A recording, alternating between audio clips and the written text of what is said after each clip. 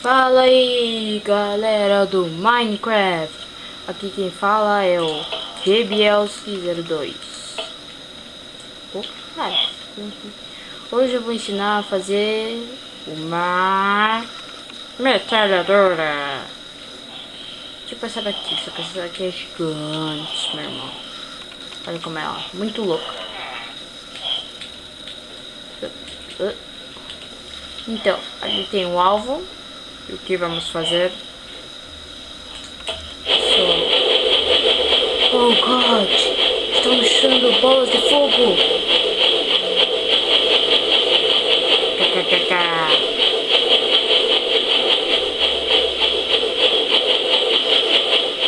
Meu Deus do céu! Olha como tá se tira ali. Olha, cara!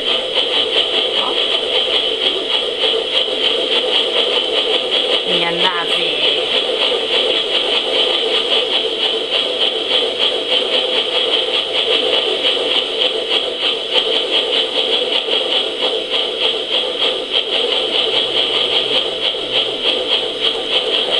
Ok, você vai fazer isso daqui.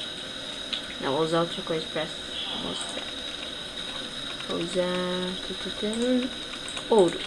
Quer dizer, ouro, nossa, gente. Ah. Essa tá bom, né? Diamante. Colocam aqui, aqui, ligou aqui. Normal fica assim, tá, gente? E coloca aqui. Opa. Coloca aqui. O que você vai fazer? Você vai ligar o meio e ele vai ficar piscando. Deixa eu tirar isso. Você vai ligar e vai puxar pro lado para ele colocar aqui pra ligar, desligar. Você viu que na verdade já tá ligado aqui, só que daí ó, aumenta mais.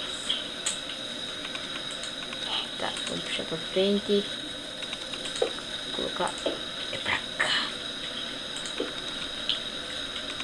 Pega um repetidor, coloca.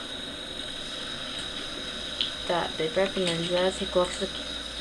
Se escutar esse barulho, quer dizer que tá funcionando. Agora... Eita!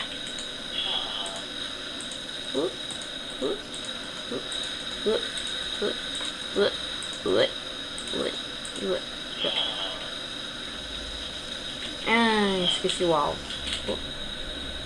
Ah, sei lá.